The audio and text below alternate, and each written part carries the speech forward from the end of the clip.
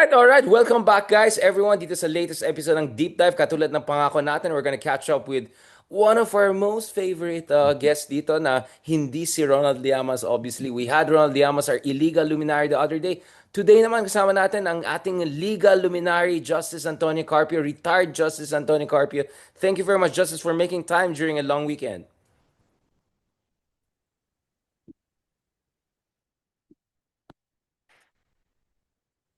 Mahina bang internet ko, Justice? Nawawala ka. Yeah, baka yung Yeah, nawawala ka. Okay na. Yeah, now, okay. can you hear me, Justice? Thank you so much again for making time. Um, First of all, Justice, I mean, there are a couple of things we want to talk about. Obviously, I had the pleasure of joining you and some other folks sa Manila House the other day. That was a Chatham House rules-based discussion. Sayang nga, hindi lumabas yung mga laman ng discussion sana because I felt it was a very good discussion. So I was hoping to the degree that we can talk about those things that we discussed there.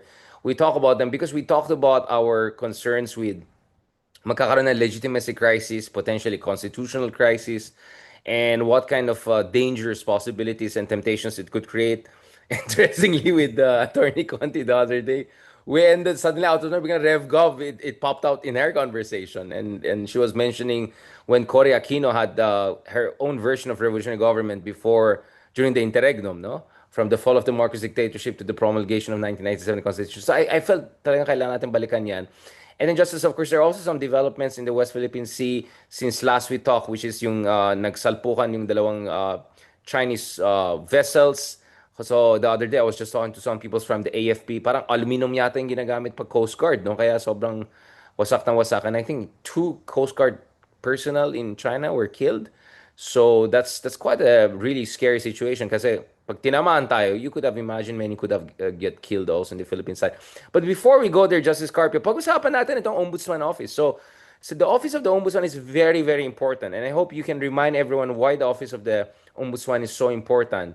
Because it has been vacant for more than a month now, or almost a month. And our hope is sooner or later, no, Justice, we'll have someone hopefully right there. I mean, your distant cousin, Conchita, the other Associate Justice, she served in that office. So, to be honest, most people remember her when you talk about ombudsman. But I think people should also remember we had this guy named Martires, right, who just resigned recently. Sorry, who finished his term recently, and in a way, nakalimutan ng tao ng trabaho ng ombudsman because critics would say because siguro hindi ginagawa ng mabuti yung trabaho ng ombudsman. Can you remind people how important is the ombudsman position in terms of accountability, justice, and may potentially may kinalaman din dapat yan sa mga flood control scandals, corruption scandals, and not to mention even the Sara impeachment issue. What are the stakes here with the ombudsman? Why should we watch it so carefully? Well, the ombudsman is the independent body, no? So because the prosecutors, the NBI, the police, they're under the control of the president, supervision and control of the president, no? So the president can reverse, modify, or amend their decisions or stop them from investigating. But the ombudsman is totally independent, uh, can investigate anyone, even the president can recommend to the to Congress that an impeachable officer be subject to impeachment proceedings in the House. So it's very powerful, the most powerful investigating officer in the Philippines now, and he can also suspend or dismiss government officials that are not impeachable because administrative cases can be filed before him and he can decide. And part of the penalty in under the civil service rules is dismissal from uh, separation from public service if you committed a serious or grave offense. No, so his position is very powerful in that sense. Are there cases that come to your mind, Justice, in the past whereby the ombudsman was very decisive or played a decisive role, he or she? Because we just talked about former ombudsman and Justice Conchita Carpio Morales. Um, what are there important cases in the past that comes to your mind, and what are the important cases in the present or in the near future that could be on the table here. I mean, with all the flood control project, floodgate of, I would say, expose that we're seeing right now. Not to mention also the Sara Duterte case, because she's not off the hook. It's not like the Supreme Court or Senate acquitted her of anything. Concerns, I mean, the debates have been more on the procedures of the impeachment. Well, the during the time of Ombudsman Simeon Marcelo, he he investigated the military, and he was able to, and also filed criminal cases against generals, and he secured some convictions, and that was an example of ombudsman really working hard, no? Right. Thank you for that case. I'm not familiar with that, so I didn't know it extended to even military. No, I mean that's the sensitive civil military aspects. Just I want to ask you about this. Like, what are the qualifications for an ombudsman? Obviously, aside from you should be a lawyer, right? I suppose. So, who vets? The reason I'm asking this is because the other week may lumabas na, I don't know, fake news yata, or I don't know what was it, chismis, fake news, whatever, na outgoing Justice Secretary Remulla was not fully qualified because of his supposed misconduct or at least involvement in the ICC arrest of Duterte. Uh, for the purpose of our audience, ano bang dapat qualifications and who vets them? Which body? And is that body in itself an independent body? Like, how does this work? Well, the agency that vets that is the Judicial and Bar Council. So it's the Judicial and Bar Council that screens nominees and then submits a list of at least three to the president. And the president can choose only from that list from the JBC. So right now, I think the position is vacant since uh, has been vacant since July 27 thereabouts, and the JBC now is in the process of interviewing the nominees, and one of the nominees is the incumbent Secretary of Justice, uh, and uh, there was a case filed against him, administrative case filed by Senator Amy Marcos, because he was part of that group that allegedly kidnapped President Duterte and put him on board a plane uh, to The Hague to be surrendered to the ICC. So that's a situation now. Um, just to be clear, just I know again that we're supposed to talk about Constitution and the West Philippines and among others, but again for the purpose of our audience, could a file being a case filed against you, could that be automatically disqualificatory, or like what are the grounds to disqualify a candidate or nominee for the ombudsman office? And ano yung mga katangian na hinahanap? Ano yung mga what is the criteria uh for the short list of three people that will be finally submitted to the president? Well, part of the requirement is you must submit clearances from the NBI, from the ombudsman. You must submit clearances, and if you have a pending case, the JBC will look at that. If it's a serious case, if it may be a frivolous case, so they have the discretion to just ignore it if it's just obviously a frivolous case. No? And of course, you must have the highest integrity because you are going after uh, those who violate anti-graft laws of the country. You must have, you must be a lawyer and a distinguished lawyer at that. You must have, you must be competent, shown competence. I think there's an age requirement also. I just don't recall now what is the minimum age. Um, Sorry again, just if I were asking too much all of the nitty-gritties about this, but uh, sabihin natin we get the quote-unquote right ombudsman next. What could the next ombudsman do, he or she, on the issue of this all of the scandals about flood control projects? Because President Marcos seems to be very politically invested in this. President Marcos is visiting Bulacan, going across the country. Galit na daw siya. So my expectation is ombudsman should be one of the institutions that should go after all of these wrongdoings, right? Because otherwise, you're going to leave it what to mudslinging among politicians. I mean, what role could the ombudsman play in terms of dealing with this? What seems to be now the most brazen form of corruption, at least in terms of news cycle. Well, this falls right into the lap of the ombudsman because this is huge amounts are involved. Billions of pesos are involved. So he must give priority to cases like this.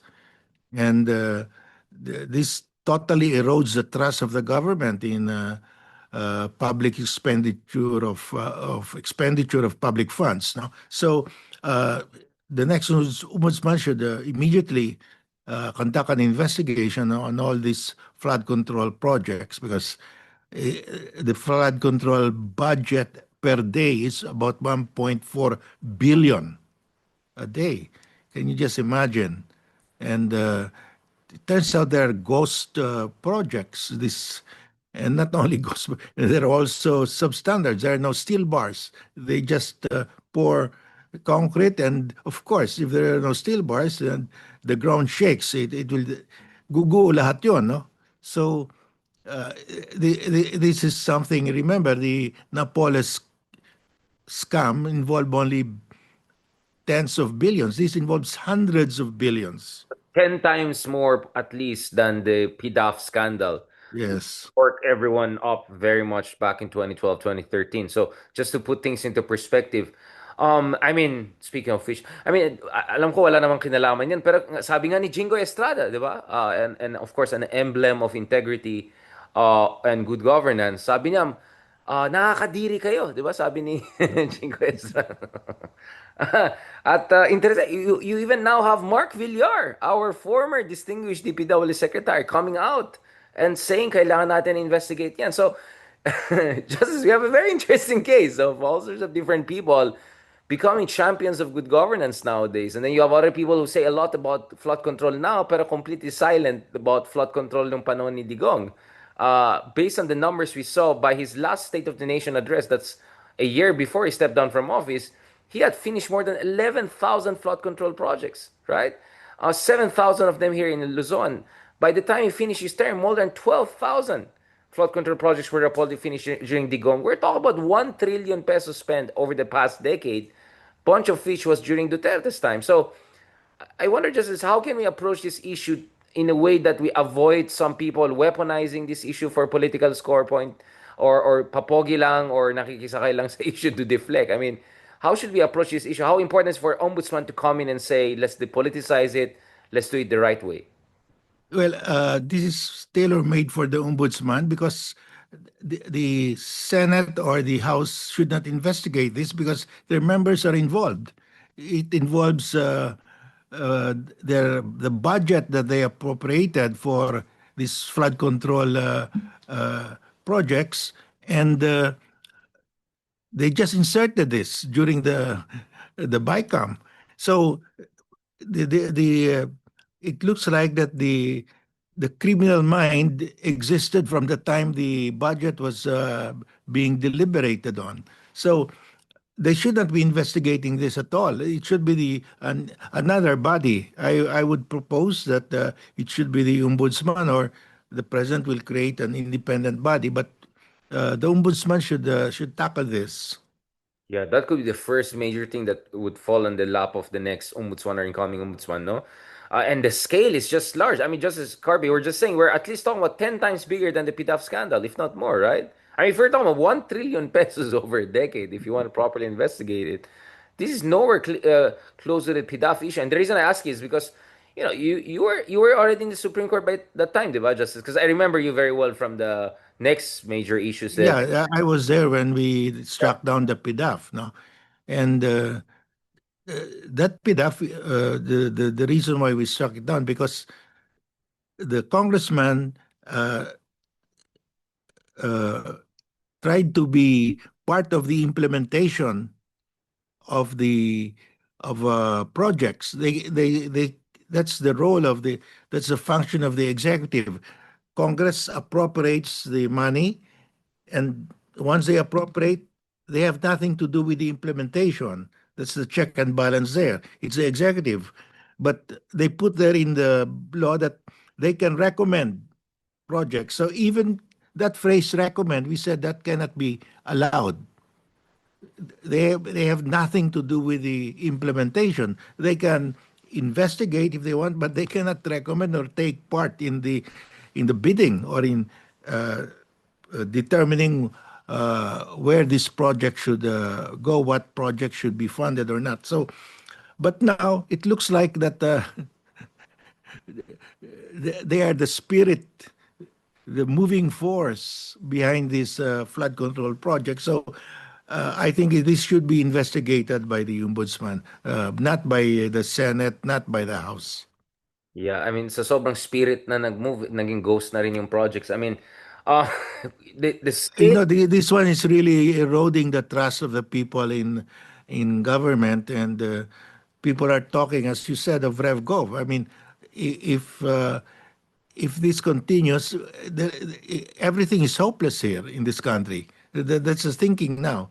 If after the Napoles come, you have these flood control projects come, when will this end? I mean, when will the legislators learn their lesson? Yun nga, yung curb your greed, no? Curb your greed. I mean, because the thing with the flood control issue is that it really brought to into focus yung sinasabi ng tao, alam namin lahat ng bansa naman may corruption, lalo-lalo na yung mga ka-level lang natin. Or we can talk about 1MDB in Malaysia, we can talk about the Samsung family scandals in Korea. Pero ito kasi talagang grabe, no? Parang talagang curb your enthusiasm. Kanina lang si Vico Soto, Mayor Soto was calling out certain media personalities allegedly who were interviewing yung mga kalaban niya na mukhang involved dito sa mga DPWH projects na yumaman at allegedly giving millions of pesos to people who will interview them for their shows and all, for them just to have. So even Vico Soto, I mean, I think Vico Soto definitely is seen as someone who's non-partisan, is coming out there. But definitely Justice Carpenter, there are people who are trying, I mean, you have people from PDP Laban, hindi ko na pangalan yung mga sino. You have people who worked during Digong's time, all coming out and super galit na galit. There are people who were in charge of DPWH during Duterte's time coming out. What should be the approach of the ombudsman? Should he just investigate what happened in the past fiscal year, in the past 2, 3 years, or should you look at the significant amount of time, looking at huge amount of money we're looking at? How far can the ombudsman go in terms of investigating? Is there a statutory like limitation or something like that? Well, because of the amount involved, the statute of limitations here is more than 15 years. More than 50 years, perfect, right? So at least you can cover three administration, para fair.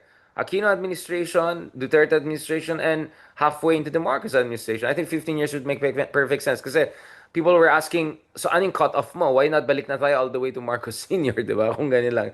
So no, at the very least, you have to make sure it's not like one or two administration, especially if the amount is so big. So what you're saying, Justice Carpi, is we can go all the way back to 2010, basically when Pinoy started.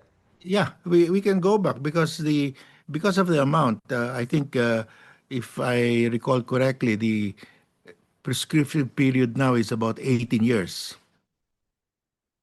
Okay, that's a very important clarification, Justice, because people are wondering, yun nga, ano yung cutoff?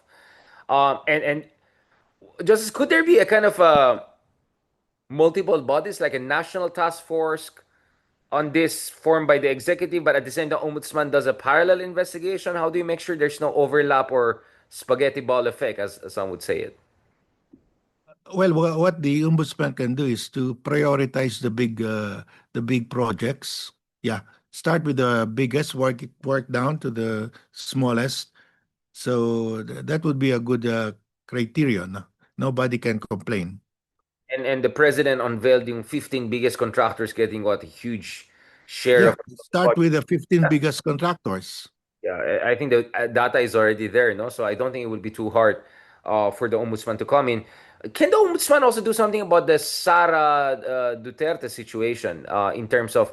So it looks like for the time being, I don't know, whatever the Supreme Court will decide, we're not going to bet on that. But if the trial of Sara is not going to happen, at least until, let's say, the next impeachment is filed next February, assuming it will be filed again, can the ombudsman come in on the Sara Duterte issue, especially on allegations of, ill-gotten wealth or look into the bank accounts? Kasi alam ko, di ba, Justice, the ombudsman can even act on anonymous tip or something like that. Yes, the ombudsman can come in anytime. because of that provision in the SALN, the Statement of Assets and Liabilities and Net Worth, that when you file your SALN, you say, I hereby authorize the Ombudsman to verify my statement of assets and liabilities based on appropriate government records. And that includes the AMLA, the Anti-Money Laundering Council, to verify whether the statement of assets and liabilities is truthful, no? So that's independent, separate from the impeachment case, because that is his regular function. He should check the veracity, the truthfulness of the statements of assets and liabilities. Yeah, so yung dun pwede pumasok yung Yeah, yes. money laundering concerns or some questionable bank transfers, etc. Um, Going back again to the ombudsman, how high can the ombudsman go? Can the ombudsman investigate the president, the vice president? What is He what can investigate anyone, including the anyone, president. including the When it president? comes to impeachable officers, he can investigate, and there is a ground for impeachment. He submits his recommendation to the House for the House to Okay, start that's how it's gonna impeachment work. proceedings. So if let's say theoretically the ombudsman comes in, investigates, and finds something questionable, it can submit it for potentially the next round of impeachment that like parang ganun ang mangyari, Justice? Yes, because he cannot the you cannot file a criminal case against an impeachable officer. You have to impeach him first, no? Right, right. So therefore you can so theoretically if ever this impeachment trial doesn't move forward, the next impeachment trial in theory could be bolstered by an more activist ombudsman, to put it mildly, because I'm not sure what I can say about the legacy of the former ombudsman. Some would even say the former ombudsman was allegedly even protecting, on the Salin issue, among others, the officials. But here, so you can see a situation where the ombudsman can actually provide additional evidence that the House of Representatives could use.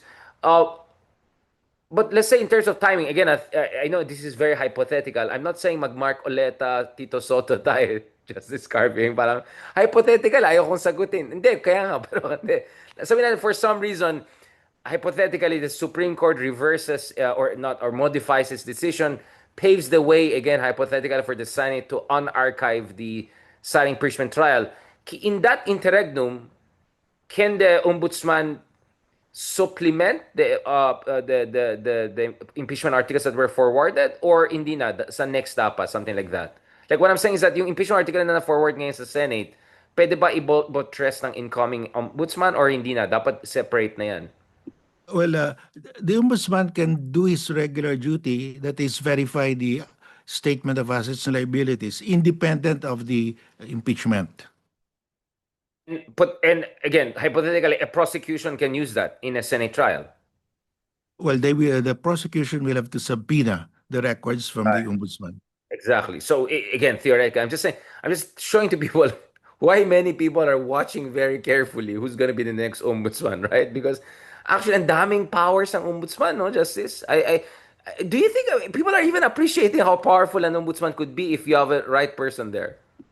Yeah, if you have the right person, tutuwid ang Pilipinas. If you have the right ombudsman there. And to what degree is the ombudsman office, like, do they have enough resources? What I'm saying here is that, like, kasi kung dami mong babanggan, do they have enough people, enough resources? Kasi ang daming investigative work yan, no? Ang daming lawyers ng babanggan mo dyan dun sa kabilang team. Um, do you think our ombudsman is well funded enough considering the scale of the potential cases we're facing? Well, the ombudsman can prioritize the high-profile cases, but for the ombudsman to investigate everybody who needs to be investigated, they obviously don't have the sufficient manpower. But they don't have to do that. All they have to do is to prioritize, go after the big ones, and that will put everybody on the right path, no? And pave the way for other parallel institutions, maybe a national task force, something to come in. No, just as does it make sense for Marcos to also create a special body to investigate the flood control projects and all, a kind of an independent, Yeah, non-partisan body? Yeah. there can be a commission. president can create also an independent body. But definitely, you cannot expect the House or the Senate to investigate themselves. Interestingly is what, di ba, Sandro Marcos, the presidential son, said, di ba, na parang kami sa Kongreso, don't expect us to investigate. I said, get someone else to do it, right? Do it properly and independent and all of that. Again, I'm very, for me kasi, Justice Carby, we're all against corruption, but we want this done properly and effectively, right? Otherwise, kung sino-sino na lang nakikisakay dito sa issue na yan eh. Di ba? I mean, like, it's just shocking na yung mga iba nandidiri na bigla sa ganitong corruption when we're like, you want to go through your own record or something like that. But, Justice, let's go back to the RevGov issue, right? Because obviously there are many moving parts. Um, how afraid, how concerned are you for dun sa kalagayan ng ating bansa? Because as we speak, practically every major institution is under question, right? BBM is being attacked right and left. Kanina lang, allegedly sinabi ni Sara na lasinggero daw ito or something like that. Na, kaya nag-resign siya kasi lasing daw si BBM ng 10 a.m. Like, everyone's attacking everyone, right? The Senate President, Chiz Escudero, is being accused of making some questionable insertions. A couple of senators are being accused of basically laying the ground for their next office if they want to run for governor somewhere else.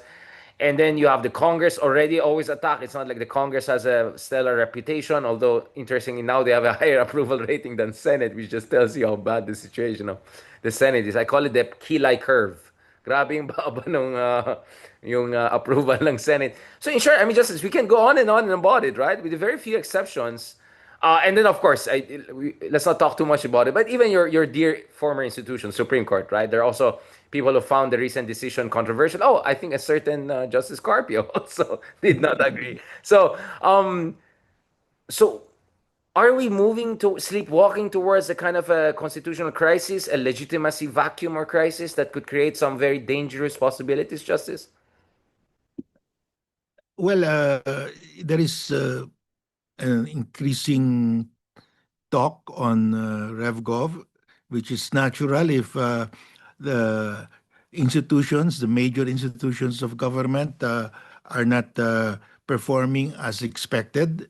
People are really dismayed at what's happening now with the flood control project, with the impeachment. So, of course, there will be people who are saying that. You cannot expect anything from Congress anymore, from the Senate, from the president, even from the judiciary. So uh, they naturally would go for a RevGov, which is really to be expected. But I think we have enough responsible people in government to address the issue, and we hope that they will act correctly and promptly because we cannot leave it this way. We just have to resolve this correctly for so that people will have hope that we will not uh, slide down to become a bankrupt nation because the way we're doing it now, if can you just imagine 60% of our budget is really borrowed money? And in other words, 60% of these billions of pesos going into flood control projects are borrowed money. Wait. So And what you're saying, just is that hindi we lang have to pay for all of pera this. natin, hindi lang ako I pera mean, the tao babayaran taxpayers, pa natin in the future, we'll yeah. have to pay for all of this wastage of money. So there will come a time when people will say, why do we have to pay our taxes if it will just go to waste? So uh, we have to address these issues because this will undermine the legitimacy of the government. And of course, people will look at the alternative of a RevGov. No? And people are talking about this also. We cannot stop them from talking about it. But that's why it's important that uh, the people in government must address this issue to the satisfaction of the general population. Ano yung mga hakbang na dapat makikita natin, Justice Carpio, sa mga susunod na araw or susunod na buwan to restore a certain degree of confidence in our institution or at least prevent the downward spiral? How can we prevent, ano yung mga kailangan dito? So, kanina we discussed the Ombudsman, right? So, Ombudsman could be if not the Deus Ex Machina, could be part of the solution. Anong package of solution you see here, Justice, to prevent us moving towards a downward spiral of constitutional crisis? Yeah, the ombudsman could be the knight in shining armor here. I mean, if a new ombudsman will just make the right moves in the first few months, that could reassure the public that somebody uh, is uh, is acting like an adult in the room. There's an adult in the room, no? But right now, there's no one. Where should that adult come from? Justice Garfield, like civil society, or like how do you see it coming? Well, if there's an ombudsman and he starts investigating the flood control project, that's it. I mean, that will reassure the people. What do you want to see from President BBM, for instance? What ano yung mga hakbang na dapat gagawin ni President BBM in the coming months and years? While at the same time, of course, he has to be realistic, right? If he goes after everyone, next thing you know, baka half of his coalition collapses too, right? And then it backfires and they defect to the Duterte side, right? I mean, there's also the realpolitik considerations here.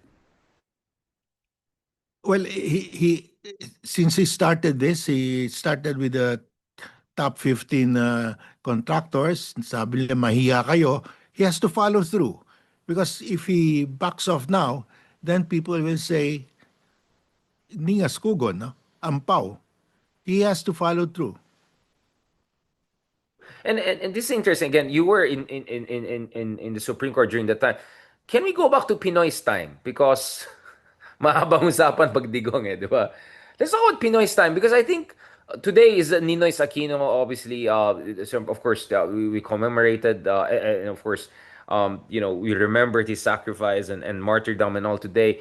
But speaking of the Aquino that ended up as the president, at least, well, the second one, at least the son.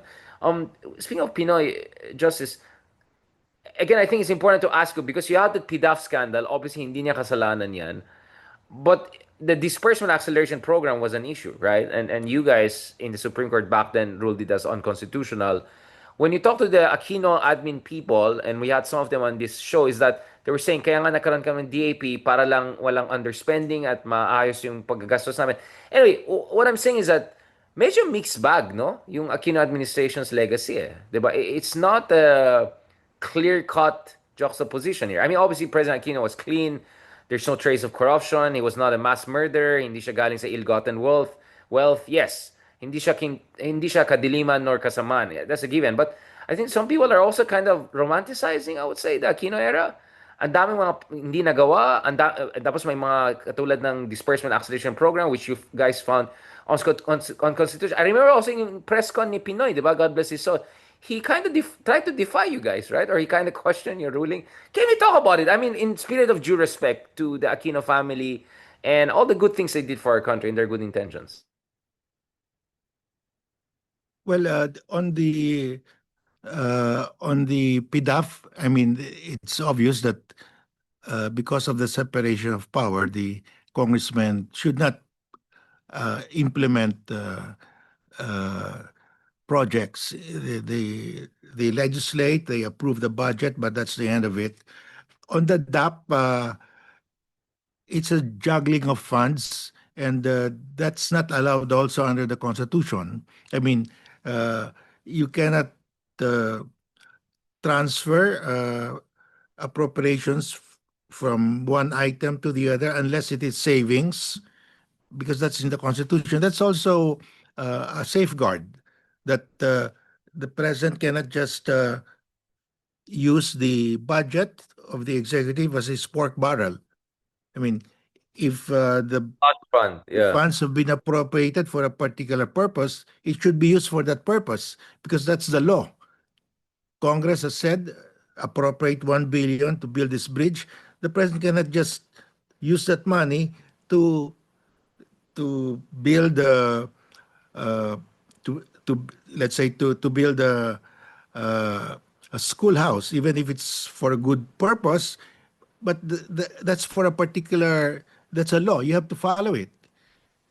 In other words, you cannot use that money for to build something else because you have to follow the law. That's basic. he was saying that I will be hobbled. I mean, I don't have, but there are many things you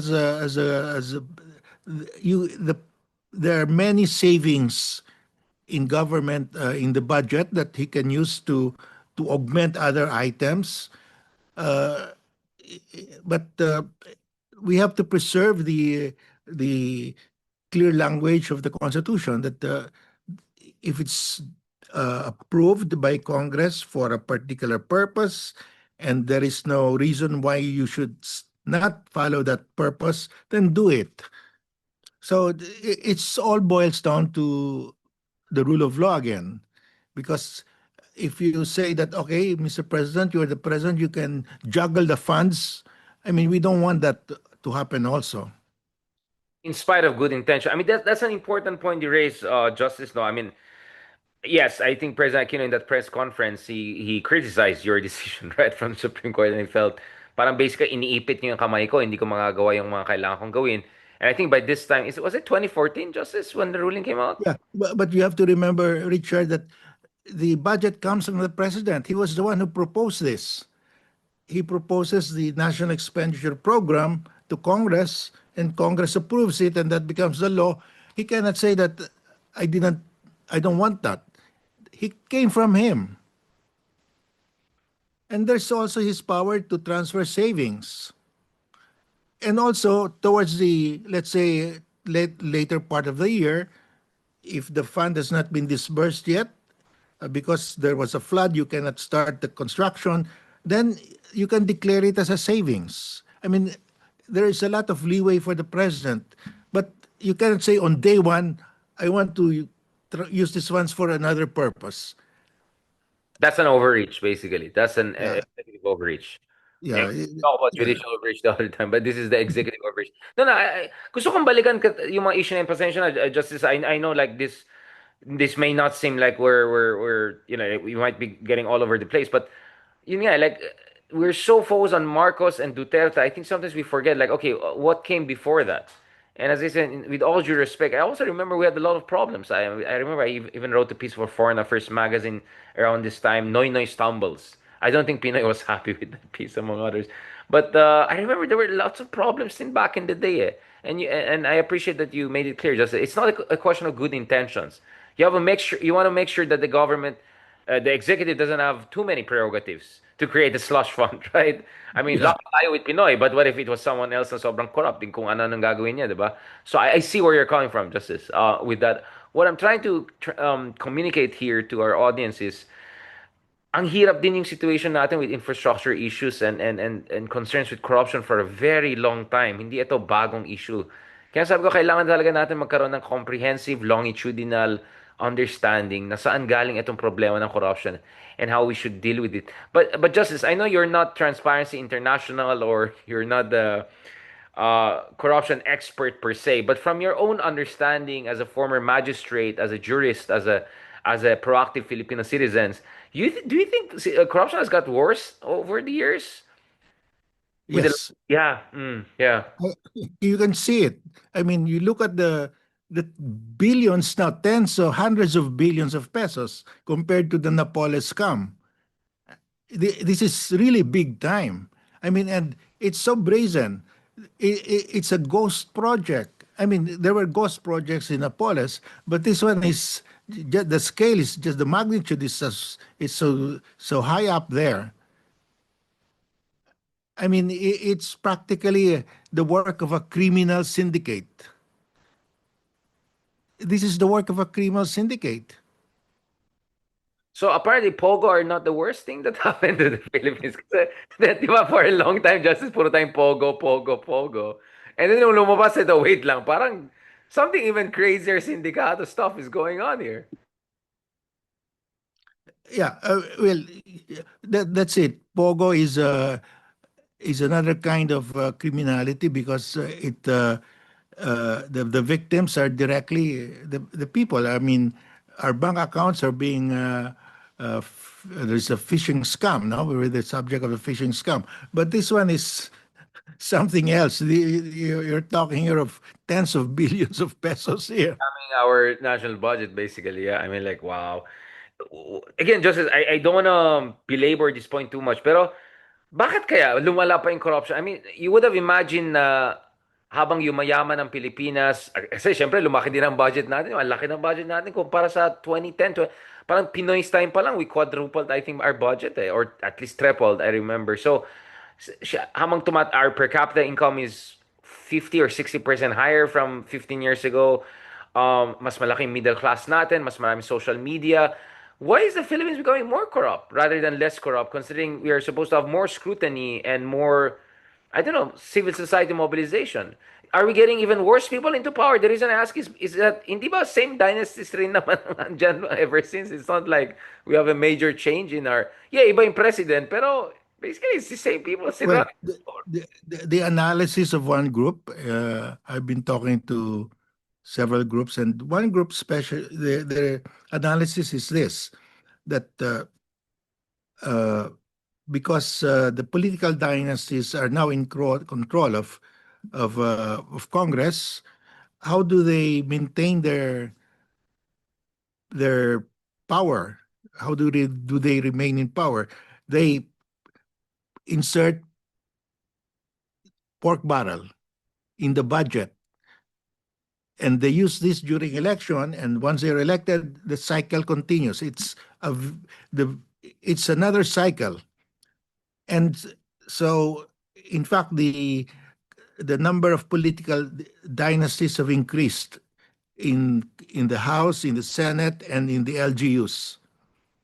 And you can just imagine, uh, because their source of vote buying is the budget, national budget, AKAP, all those names. You have the AKAP, you have the, what are the other, ayuda, all kinds of ayudas they insert in the budget, and they use this for to elect themselves, and it keeps on growing.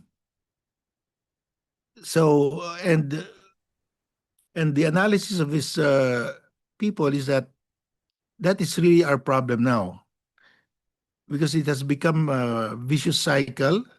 Uh, the corruption will increase over time because they need to maintain themselves in power, and to maintain themselves in power, they have to buy votes. And where do they get the money to buy votes? They get it from the budget.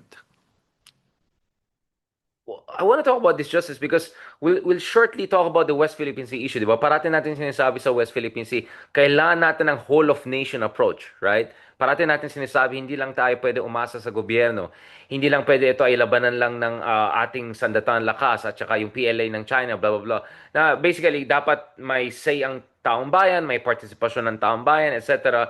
Um, shouldn't we have a counterpart for that, Justice? I mean, a kind of a robust good governance movement. I mean, yes, in theory, that could be pink movement, that could be, well, one sambayan, right? I mean, how can we, Justice, how can we crystallize a strong anti-corruption movement that supports this, right?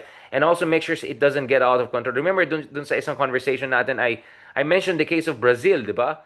Where na-weaponize yung anti-corruption scandal dun sa Operation Car Wash. Kung the next thing you know, kung sino-sino na target and got out of control, the whole thing collapsed. Bolsonaro became their president, right? Like that was their version of RevGov, right? Getting a crazy guy as their president, right? And they're still dealing with that Bolsonaro legacy until now. Na 50% tariff nga sila kasi kaibigan ni Trump, ayaw ni Trump makulong ito. I mean, what I'm saying is that what can we do in the civil society to make sure hindi lang tayo umaasa sa Ombudsman, hindi lang tayo umaasa sa NTF, some sort of national task force by BBM, or etong news cycles lang. Kumbaga, parang hindi itong news cycle issue. Ang worry ko ka, Justice, baka next month, iba na naman ang topic. Nakalimutan na naman natin ito as if nothing happened.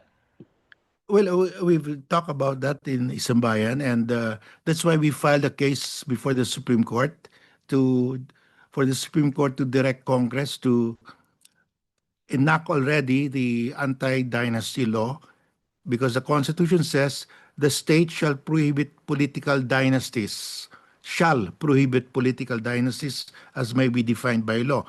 So its political dynasties are prohibited, but Congress has to define what is a political dynasty.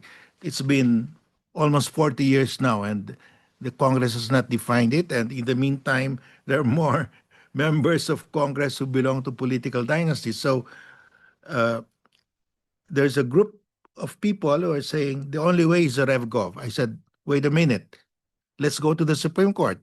Ask the Supreme Court to direct Congress, because if that is your analysis, that our number one problem are the political dynasties because they have controlled the budget now and they're using the budget to perpetuate themselves in power. Let's strike at the very heart to get the political dynasties banned as mandated by the Constitution. So these people joined me, joined the Sambayan, and the bishops, the clergy joined. So it's a big group that went to the Supreme Court. And so it's now before the Supreme Court. And Yeah. I'm trying to provide a solution that's within the Constitution. We don't want RevGov. We want a constitutional solution to this failure of Congress to enact the anti-dynasty law. So we're there now, and we hope that the Supreme Court will take this seriously, because this is a very grave matter. Right. So while we're Because waiting for that was before we filed it, the before the flood control scam came out, and this has really aggravated, really by several degrees aggravated the issue, because it's now crystal clear to everybody. It's the biggest scams come from the budget now. Well, then, therefore, maybe just as aside from 15 biggest contractors, we also look at the 15 biggest dynasties of right? I Pareho mean, na yon. well, Because the political dynasties are behind this 15. so I'm saying like, maybe we need a listahan kasi biglang ngayon the heat is on contractors eh. So pagkausap mo yung contractors, bakit kami? Eh ano lang, kasabwat lang naman yung mga walang yung politiko na yan eh. Lalabas yan, lalabas yan. Exactly. So, although, how do you respond, Justice, to some, at least I heard one governor saying, ay, hindi ko alam, meron pala kami flood control. What if, ganun yung, di ba, yung isang governor, meron pala kami flood, hindi ko alam yan, di mo lang nga nagsabi sa akin eh. Ano, paano mo yan, Justice? Are people running their own mafia shows here and there na hindi alam ng governor? I mean, how is it, what kind of system is this? Well, that's why the Ombudsman has to go after well, follow the paper trail.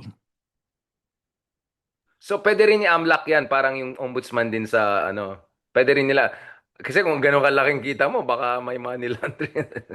Well, I'm sure that's flag already, because automatic yan.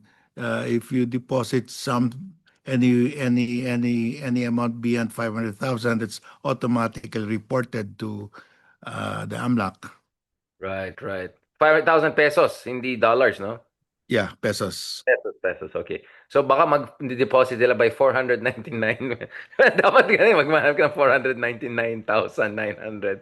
Um, just as we're going to the last part of our discussion, so basically what you're saying is, let's look at the ombudsman. Very, very important yung job ng ombudsman. That's basically the gist of our discussion today. We're hoping the Supreme Court also acts on these issues. Also, the confidential fund, di ba, Justice? That's another slush fund. Yeah, yeah.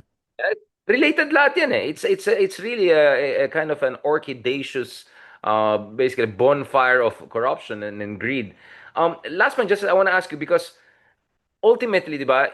Well, you come from your own world, but I came fundamentally from a foreign policy standpoint, di ba? Kaya nga lang naging active ako sa domestic politics is because nung si Digong naging president, sabi ko, nako, parang mayor to maging presidente. So I had to really understand domestic politics, di ba? So it made me really invested because I realized if we are domestically weak, we're internationally weak. If we're domestically divided, yaya rin tayo sa West Philippine Sea. If our Yeah, that's true. is a puppet That's of true. then tapos na usapan, di ba? As simple as that. So that's why I've been obsessed with Philippine politics over the past decade because I realized we cannot talk about West Philippine Sea. We don't understand our domestic political situation. But having said that, Justice, how worried are you with? Yeah, I know there's this chatter about China making big moves on Batanes, whatever. But let's just talk about what we have already seen. Yung last week na nagbanggaan yung dalawang Chinese na yung barko at dalawa allegedly namatay according to Senator Lacson, although I was trying to confirm this with the AFP and all. Um, does that mean that China is now willing to use deadly force na to enforce their point? Or was that just a freak accident and miscommunication or something? What should we do? I mean, what is your reading of the situation? Well, I think they were trying to ram again that Coast Guard vessel. Uh, Probably not to sink it, but to like what they did before, butasan nila, no? But unfortunately for them, they they mishandled it. So thanks to the great uh, seamanship of our Manny Coast Guard. Pacquiao maneuvering, I would say. Like, ganun siya. Ganun siya eh. But you should expect this from the Chinese. Although President Xi is in trouble right now, so we don't know what will happen. I expect that if there's a new regime in Beijing, uh, it will not be as bad as President Xi's group. Also, Justice, now you want a constitutional crisis in China, but not in the Philippines. Mag-RevGov sila, Justice. Do you think a RevGov in China will help our Well, situation? they're trying their best to have a peaceful transition. Although Exactly. everybody knows that they have already movements of their troops, whole armies are replacing those guarding Beijing and their retreat area of the Politburo. So, uh, well, we expect some huge changes in the leadership soon. No? Oh, wow. I mean, silang pala magre-RevGov. All this time tayo nagpapanik, no? Well, maybe that's a good RevGov if ever it happens. But my worry just is a weaker, insecure China might be even more unstable, right? I mean, look at Russia, right? They're declining superpower, kaya nagpapanik sila kung ano ng kalokohan ng ginagawa nila. Some would even say US is also now a declining superpower, kaya may drama. So I just hope whatever happens in China, they don't go more aggressive. I think relatively the Chinese economy might be better than the US economy. Stronger manufacturing, they're beating US everywhere, AI, everything, di ba? Nagpapanik ka, but yung Intel nga, iba-buy out ng Trump admin or at least buy a stake there. So, Yeah, because the inflation has spiked really in the US now, no? And they're worried about recession. So the high tariffs are starting to bite already. yeah, they might get a stagflation, right? Low growth, high inflation, which is the worst of both worlds economics. Thank you, Justice, so much for that fantastic discussion. 1 hour, just sobrang breezy pagkausap ka. But just, I was really glad that we discussed the ombudsman issue, no? I think mahalaga talaga ang ombudsman and people tend to always overlook. Like, it's not just the Senate, Supreme Court, or Congress, or the President. There are other important institutions. So thank you so much, Justice, for importing your point of view and looking forward to catching up with you with our illegal luminaries and the rest of the gang together in justice. And of course, justice napansin mo, may hindi ako pinag-usapan in spirit of everything. I'll just keep it there. Maraming salamat, Justice Carpio. And Thank you, Richard. Yeah. God bless. Talk to you soon. Salamat po.